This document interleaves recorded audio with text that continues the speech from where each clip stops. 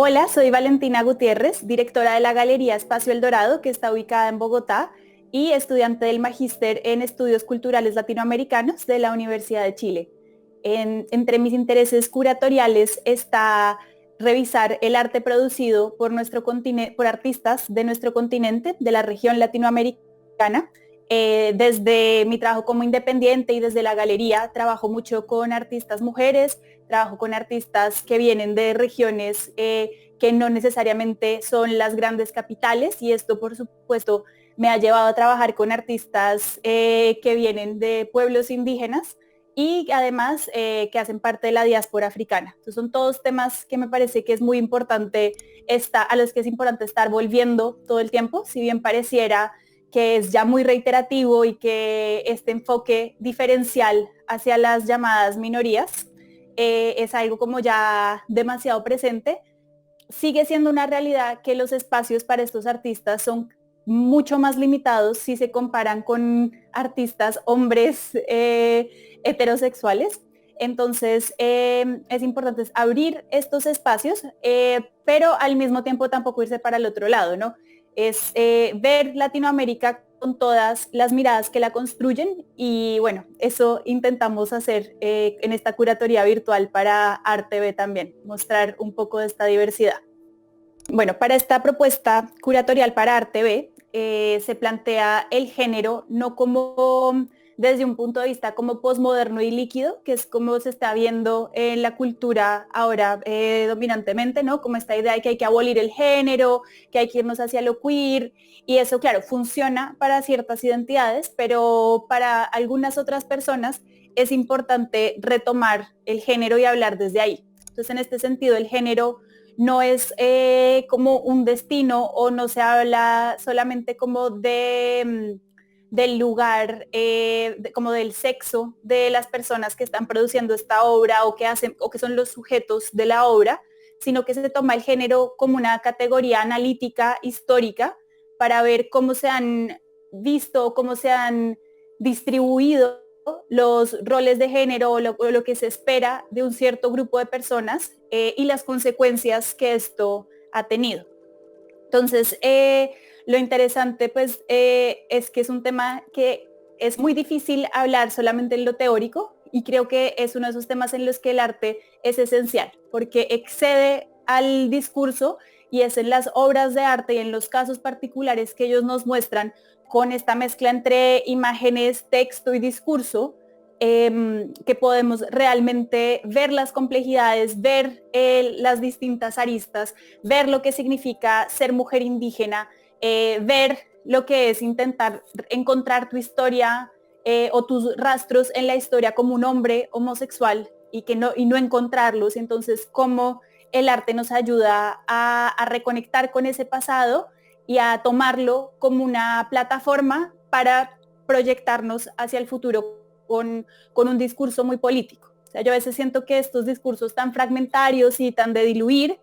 lo que terminan haciendo es despolitizando algunas causas y diciendo, no, no hay que hablar de arte hecho por mujeres, sino de arte en general. No, o sea, hablamos de arte hecho por mujeres o de arte hecho por homosexuales o por disidencias,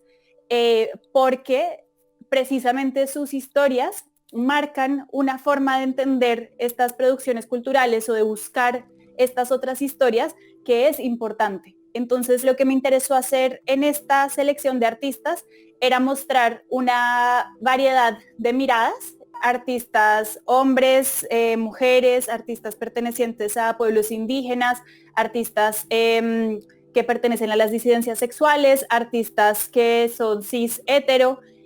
pero todos tienen una mirada muy sensible y muy consciente a cómo el género nos ha formado. Yo no sé si todas las obras necesariamente se han hecho como con el discurso de género en el centro, pero sí son pertinentes para discutir algunos temas, como de lo que se espera de una buena mujer, o lo que se espera de un hombre macho, o de lo que se espera de un hombre marica, ¿no? Como que todas estas expectativas, y ellos lo que han hecho es como mostrar que es mucho más gris, mucho más complejo, mucho más dialogado todo. y ellos lo hacen mejor en las obras que yo en el discurso. Los artistas seleccionados vienen de 8 países de América Latina. Se los voy a ir presentando y vamos a ir revisando un poco quiénes son y cuál es la propuesta que nos traen con su obra. Vamos a empezar por casa con un artista local que realmente ha impactado mucho a la escena no solamente por su procedencia y el orgullo que toma en ser mapuche y en ser esta generación de mapuches urbanos que están haciendo todo lo posible por recuperar las tradiciones y recuperar esa identidad que se les ha intentado despojar históricamente, que es Sebastián Calfuqueo. Escogí una pieza temprana de Sebastián que se llama You Will Never Be a Huelle, que habla de esta figura mapuche que era el huelle, que no era hombre ni mujer, ¿no? Que era como este espíritu como más híbrido. Entonces él habla de cómo se ha transformado no solamente la forma de mirar a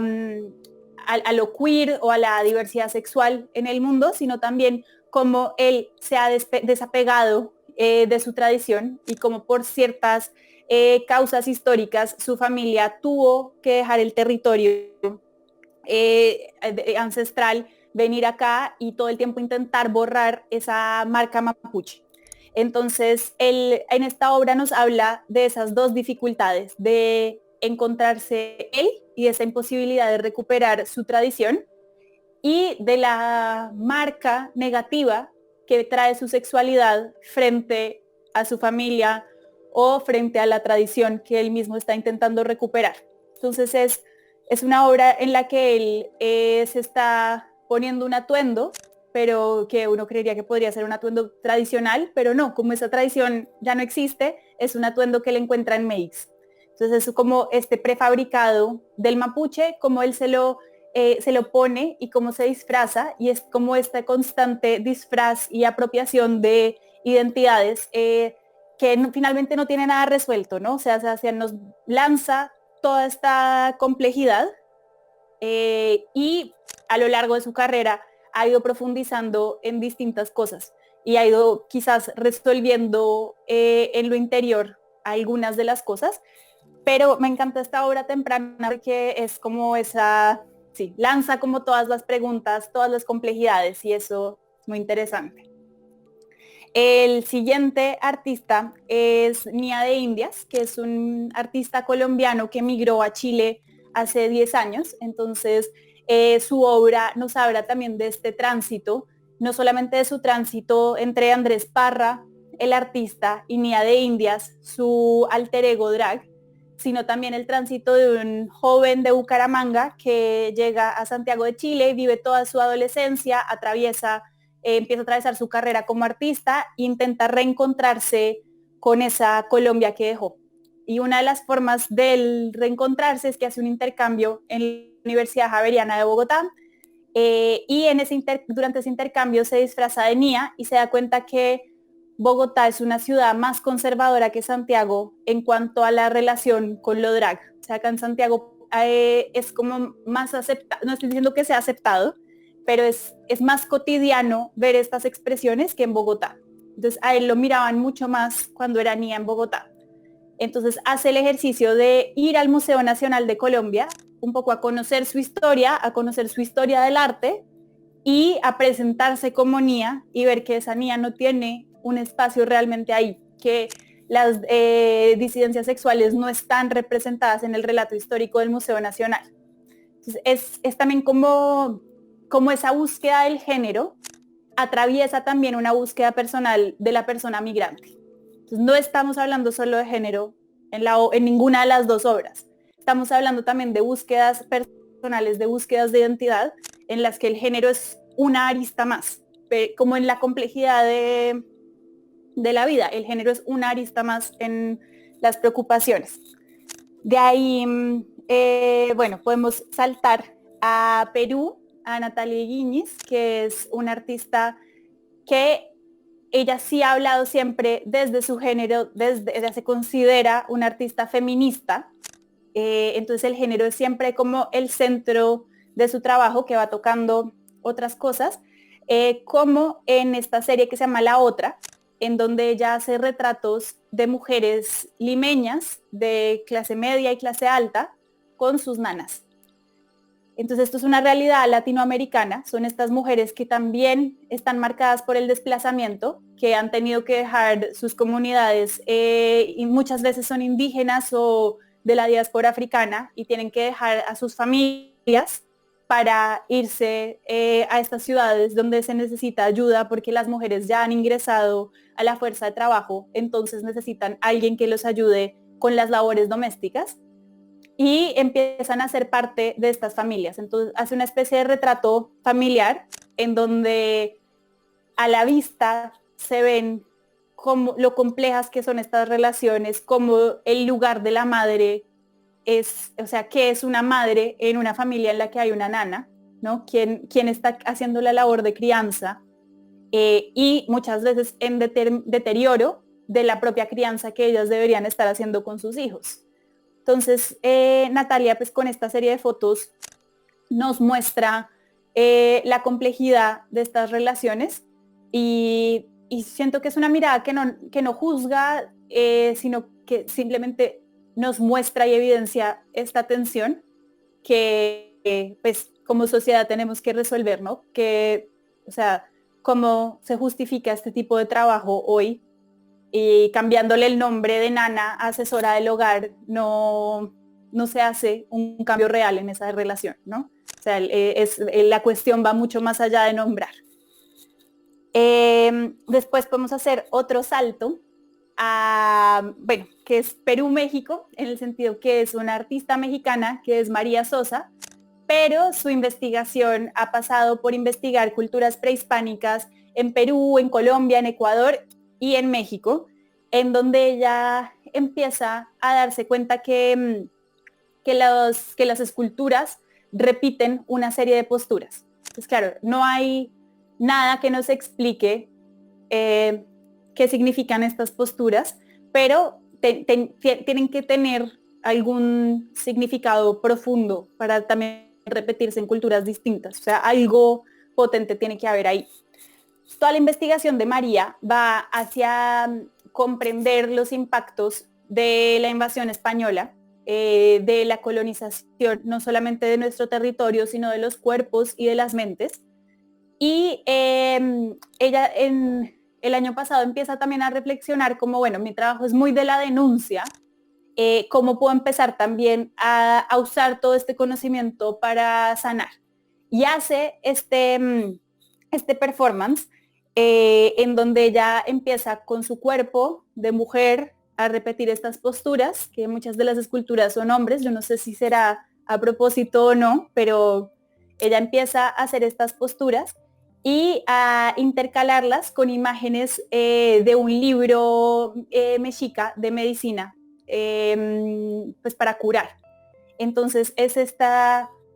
danza que de alguna manera nos reconecta con el pasado y que además intenta volver a traer esta medicina tradicional al centro. Es una obra muy, muy potente y que se conecta muy bien con la obra de Carlos Mota por el componente de estar investigando las culturas precolombinas o prehispánicas. Carlos Mota se fija que como claro, las imágenes prehispánicas que tenemos pues siempre se nos presentan como muy aisladas, como vestigios de una historia y muy como desde la contemplación, pero hay una serie de imágenes que se nos han censurado. Y en Perú hay un museo en el que estas imágenes tienen como su propio cuarto y están ahí como resguardadas y son las imágenes que muestran actos sexuales, muchas veces actos sexuales homosexuales. Entonces ahí como que choca esta idea de que la homosexualidad es una desviación y es lo más terrible y antinatural, cuando se ve que a lo largo de la historia ha existido y ha sido digna de ser representada. O sea, no solamente ha existido al margen, sino que ha estado en el centro. Entonces, Carlos, en esta obra que se llama Hacia una historia homoerótica, hacia una historiografía homoerótica, perdón, toma estas pequeñas estas esculturas que no son tan pequeñas en realidad y las hace muy pequeñas, pero 10 centímetros en plata y las cubre con oro. Y en la forma de mostrarlas, el espectador tiene que recurrir a una lupa o tiene que acercarse muchísimo para ver eso que está pasando. Entonces, así Carlos nos habla mucho de nuestro pasado y también de nuestra forma selectiva de relacionarnos con él.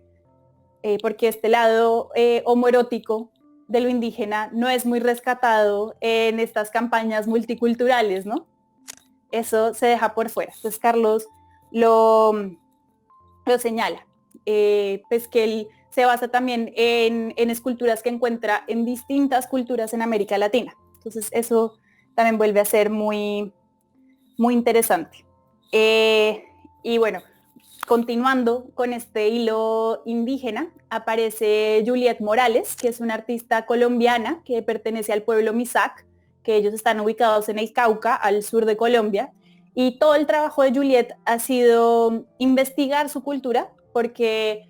igual que acá con los mapuche, que era mejor no ser mapuche, entonces a los mapuches de mi generación, las familias no les enseñaban la lengua ni nada.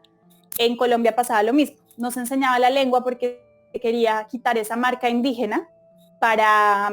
que fuera más fácil integrarse a la sociedad, para no tener que llevar esa marca indígena que se veía como algo negativo. Entonces Juliet es de una generación un poco distinta, el que es muy del tránsito, el que empieza a valorarse estar ahí, pero la familia igual no le enseña las tradiciones. Entonces ella ha tenido que aprenderlas por su lado. Pues ella ha revisado varias tradiciones. La última que revisa son los cruceros,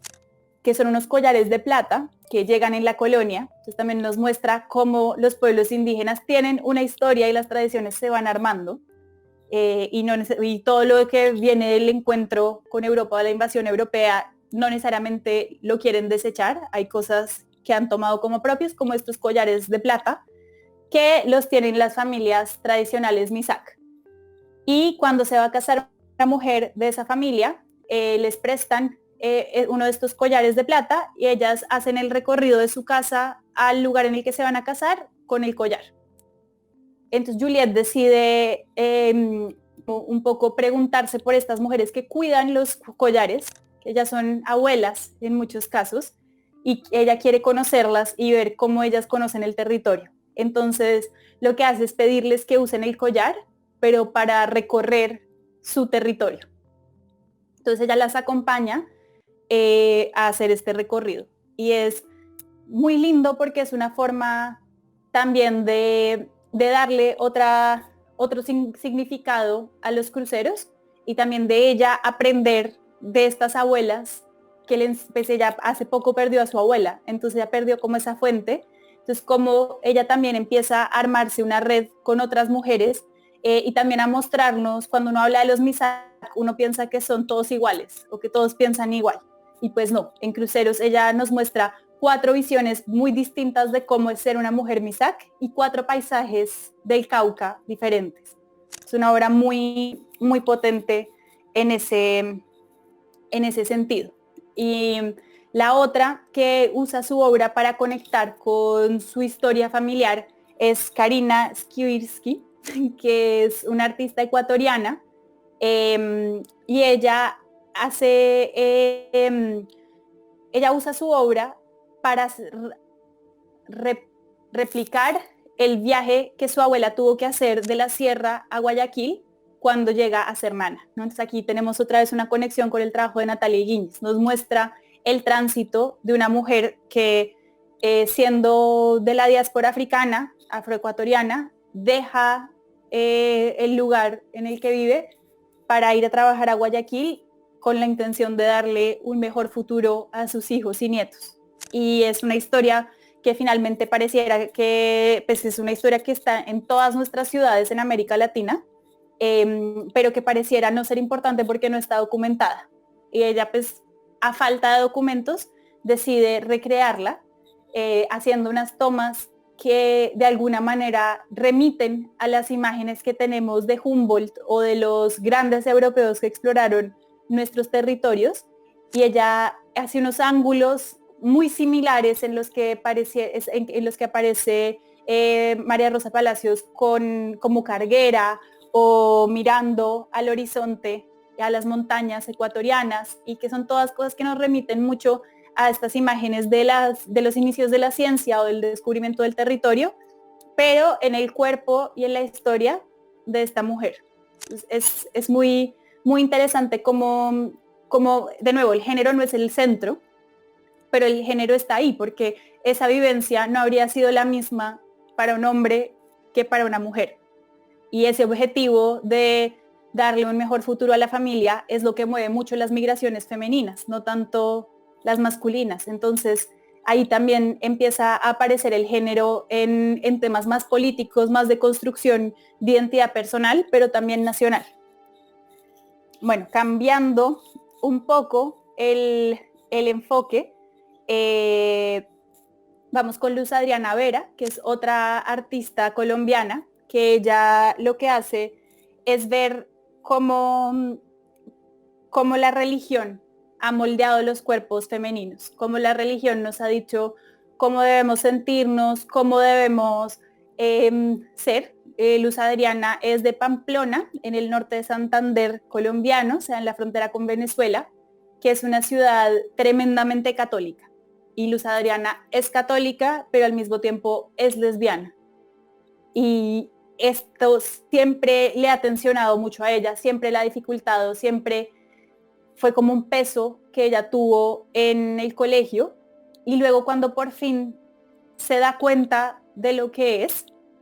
y encuentra una pareja y encuentra cómo sentirse cómoda, se siente más cómoda, pero le sigue incomodando el tema de la religión. Entonces ella lo que hace es un laberinto de hostias que el espectador tiene que atravesar incomodándose, o sea, el espectador tiene que agacharse, tiene que mover la cabeza para llegar a un video en el que ella se está viendo a ella misma reflejada, y uno de los reflejos se va desapareciendo porque ella consume hostias y en vez de tragarlas se las pega. Entonces va ella desapareciendo en el video. Entonces, como también estas historias, estas imposiciones sociales y esto que se espera de una buena mujer, cómo impacta en ella. Y es una obra pues muy, muy potente y que implica al espectador pues presencial en estas dificultades, como de la telaraña, pero el video es igual de conmovedor de ver a través de una pantalla. Y con este ver a un cuerpo podemos volver a la obra de otro artista colombiano que es Leonel Castañeda, que él tiene una serie de fotografías hechas en una vitrina muy reconocible, que es la vitrina de la ofrenda en el Museo del Oro en Bogotá, que es la vitrina en la que se culmina la visita y donde está supuestamente lo más preciado del Museo del Oro. Entonces, él hizo parte de la remodelación museográfica del museo y tuvo acceso a esta vitrina vacía durante un día, mientras estaba esa remodelación. Y convocó a un grupo de mujeres a que se expusieran en esa vitrina para él hacer una serie de fotografías, un poco viendo, o sea, le interesaba ver cómo estos cuerpos femeninos a través de una vitrina, haciendo pues mucha alusión también a la prostitución que hay en Colombia. Es muy típico que las prostitutas se hagan dentro de sus casas, pero con unas puertas que son transparentes, entonces la gente que va caminando puede verlas, y es como esta cosa entre lo público y lo privado, entre el mostrar el cuerpo, pero la protección que te da el vidrio. Entonces él quería hacer un ejercicio de eso con mujeres que eran todas trabajadoras de la cultura, o sea, todas trabajaban con él en el museo o eran amigas de él. Y claro, se dio cuenta de que estas mujeres no estaban acostumbradas a mostrarse y que el lenguaje corporal era mucho más tieso y menos seductor de lo que él había imaginado. Entonces la solución que él encuentra es cubrirles el rostro con medias veladas, hacerles una máscara para que no fueran reconocibles, y ahí ellas empezaron a sentirse más cómodas, a seguir la dirección, y en un performance privado, por así decirlo, que duró un par de horas nomás, estas mujeres realmente encontraron como otras corporalidades y otras formas de mostrar su cuerpo, y nosotros como espectador pues podemos preguntarnos mucho por cómo se han mostrado y cómo se muestran estos cuerpos femeninos. Y como entre la violencia y la sensualidad de este rostro cubierto. También está como qué tan violento es haberlo hecho, qué tan sensual es, las empodera o no, como qué significa todo esto. Yo creo que da para conversar mucho.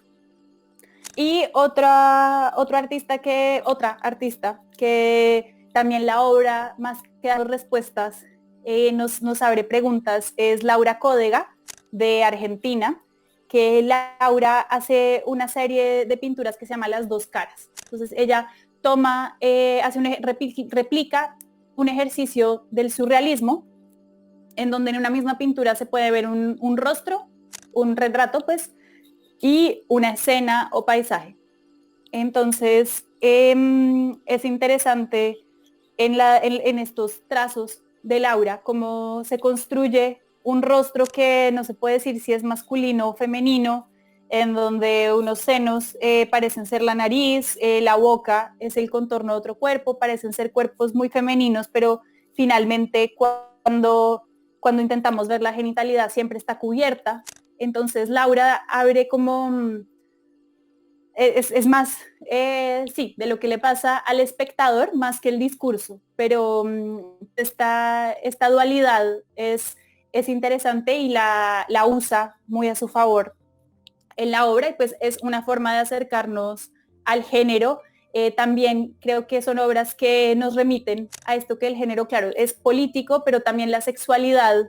tiene una cosa muy sensual, muy seductora, que nos llama muchas veces a los espectadores, que nos produce curiosidad. Entonces creo que son obras que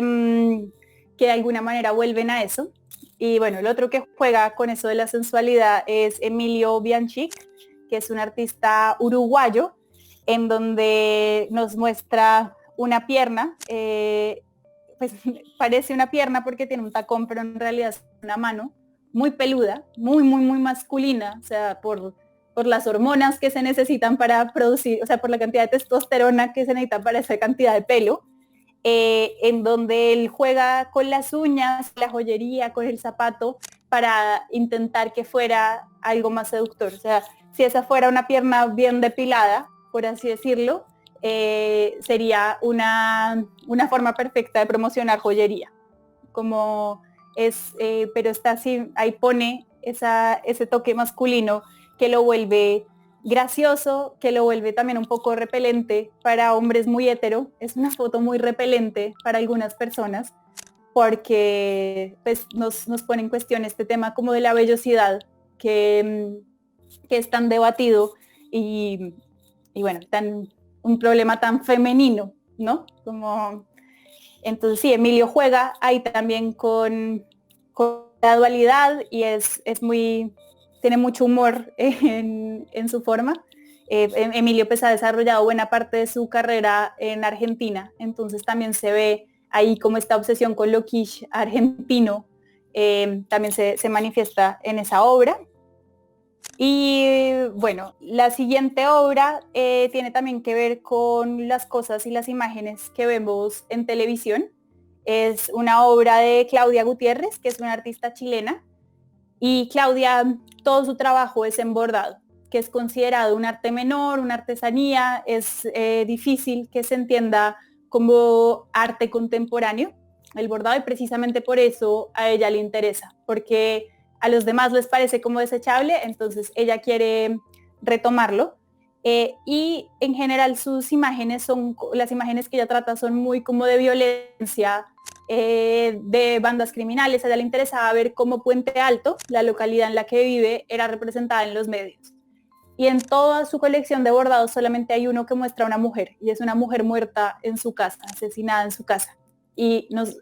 recuerda esta violencia de género, específicamente dirigida a las mujeres, que hoy en día tiene un nombre, es el femicidio, y es cuando se mata a alguien por ser mujer. Entonces todo esto que se dice que crímenes pasionales, no, son crímenes contra la mujer, son crímenes de hombres que quieren controlar a las mujeres, y ella muere por ser mujer. porque si fuera un hombre en esa misma situación no la habrían matado. Entonces Claudia nos recuerda pues la seriedad un poco de hablar de género, la importancia de que haya políticas diferenciadas para proteger a las mujeres, especialmente en situaciones como la de la pandemia, que se sabe que en este último año aumentó muchísimo, no solamente en Chile, sino en todas partes, la violencia doméstica, que es violencia hacia las mujeres o hacia las niñas en muchos casos. Entonces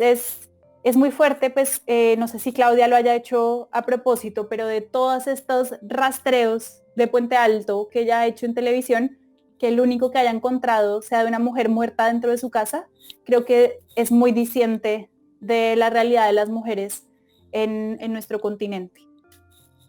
Y para terminar, la última obra es de Jonatas de Andrade, que es un artista brasilero, que es una obra que apela a esta noción, bueno, con lo de Claudia vemos cómo esta violencia dirigida a las mujeres y en general cuando se habla de género se habla de la opresión de la mujer, de la desigualdad en términos de pago, de la desigualdad en términos de valorar el trabajo femenino frente al masculino, de lo expuestas que estamos cuando salimos a la calle, pero también estas construcciones sociales del género afectan mucho a los hombres y no por justificarlos, porque no tienen justificación, pero muchas veces esta violencia desbordada que los hombres muestran hacia las mujeres viene de que no son aceptables los canales que usan biológicos para mostrar la tristeza o para resolver algunas frustraciones, porque supuestamente los hombres no lloran, los hombres no sienten, los hombres son fuertes. Entonces esto no es sano para ellos y no es sano para la sociedad porque pues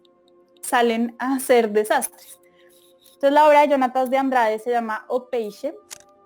y habla de un grupo de pescadores que tienen un ritual muy curioso y es que ellos cuando pescan a las presas, mientras las presas están muriendo, o sea, los pescados los abrazan y los acompañan a morir. Entonces, son unas imágenes muy desconcertantes, pero al mismo tiempo muy tiernas de estos hombres pues, que tienen esta labor de pescar a los peces para su subsistencia y la de sus comunidades, pero que viene acompañado de este ritual como muy afectuoso y muy poco masculino. Entonces ver cómo hay formas, pues como a los hombres se les ha negado a veces ciertas formas de expresarse. Entonces creo que este abrazo de un hombre con un pez mientras el pez muere es una buena forma de terminar el recorrido. Y sí, el tema del género da para conversar mucho, pero realmente creo que estos artistas nos comparten unas imágenes y unos casos que cada uno daría para tener una conversación distinta, que conversan entre ellos y que ojalá a los espectadores los ayuden a conectar con sus mismas construcciones de género y muestren la complejidad de este tema y pues que den cuenta de lo importante que es seguir hablando de género e intentando repensar estas exigencias que tenemos a los hombres, a las mujeres y a las disidencias. La experiencia de hacer una curatoría virtual fue increíble porque me permitió reunir a estos artistas que, o sea, pretender hacer esta curatoría presencialmente sería impagable y una pesadilla logística, porque las obras están todas en lugares distintos, muchas ya pertenecen a colecciones, entonces ni siquiera es hablar directo con el artista, sino es mucho más complejo. Entonces creo que esta posibilidad de hacer cosas virtuales, de proponer estos diálogos,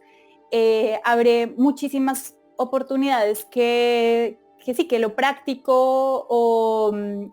como que en la práctica no serían posibles. Entonces, para mí fue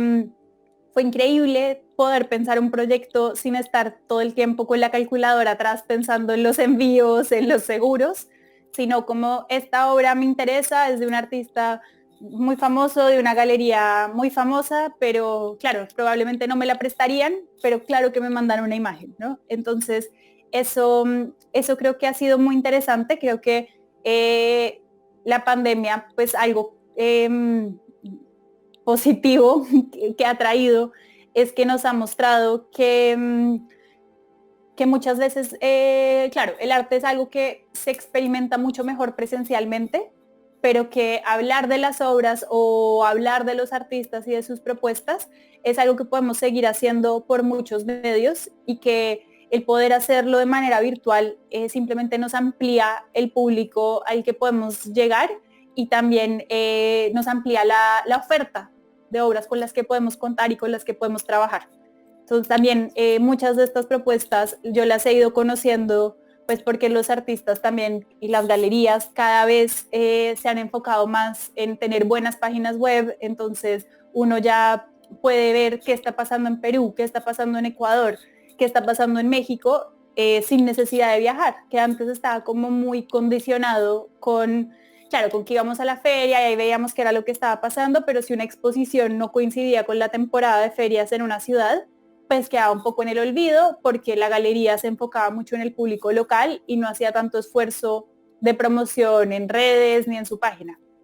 Y ahora como que todo está mucho más nutrido, hay mucha más información. Entonces pues fue